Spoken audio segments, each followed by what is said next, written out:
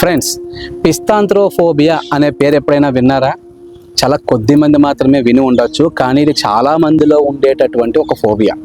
ఇది ఏ విధంగా వస్తుందంటే, ఫర్ ఎగ్జాంపుల్, అన్ఎక్స్పెక్టెడ్గా కానీ అనుకోకుండా కానీ అనుకున్నది కాకుండా మరి ఇంకోటి ఏదైనా జరిగినప్పుడు భయాందోళనలకు గురైనటువంటి సందర్భాలలో ఈ పిస్తాంత్రోఫోబియా అనేటటువంటిది వస్తుంది.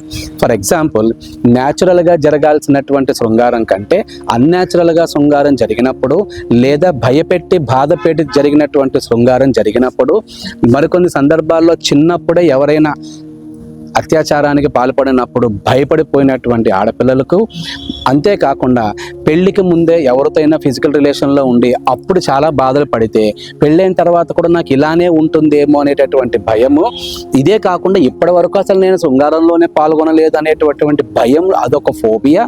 ఇలా రకరకాలుగా ఈ యొక్క ఫోబియాలు ఉంటూ ఉంటాయి.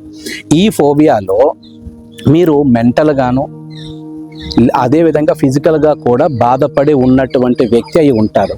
మీకు పాస్ట్లో జరిగినటువంటి ఎక్స్పీరియన్స్ వల్ల మీలో ఈ ఫోబియా అనేది వస్తుంది.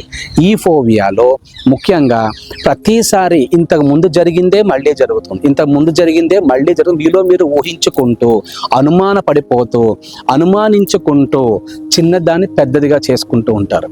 లేదు, మీ అక్కలకో మీ చెల్లెళ్ళకో మీకు తెలిసిన స్నేహితులకి స్నేహితురాళ్ళకి జరిగినటువంటి విషయాలను మీకు కూడా జరగొచ్చేమో అనేటువంటి ఇంకో రకమైనటువంటి ఫోబియా. సో ఇటువంటి ఫోబియాతో ఎవరైనా బాధపడుతున్నట్లయితే ఫ్రెండ్స్, ఒక విషయం గుర్తుపెట్టుకోండి. ఒకసారి నమ్మకం పోగొట్టుకున్నారు కదా అని చెప్పి లైఫ్ లాంగ్ మనుషులు అలానే ఉంటారు అనుకోవడం, అందరితోని అలానే జరుగుతుంది అనుకోవడం తప్పు. ఒకసారి ఒక వ్యక్తితో మీకు ఏదైనా ఇబ్బంది కలిగి ఉండొచ్చు, ప్రతిసారి అందరితోని అదే జరుగుద్ది అనుకోవడం మీ భ్రమ.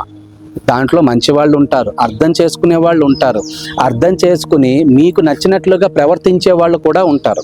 కానీ మీ యొక్క భయంతో ఆ మంచి వ్యక్తులను కూడా మీరు పోగొట్టుకుంటున్నారు. ఈ విధంగా ఈ యొక్క పిస్తాంత్రోఫోబియా ఉన్న వాళ్ళు చాలామంది మంచి మంచి రిలేషన్స్ని పోగొట్టుకుంటూ ఒంటరిగానే బతకడానికి ఇష్టపడుతూ ఉంటారు.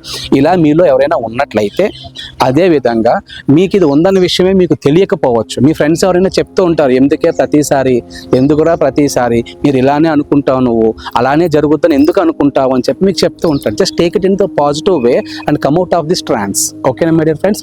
నేను మీ సత్య, human rights. Thank you so much for watching this video. Signing off.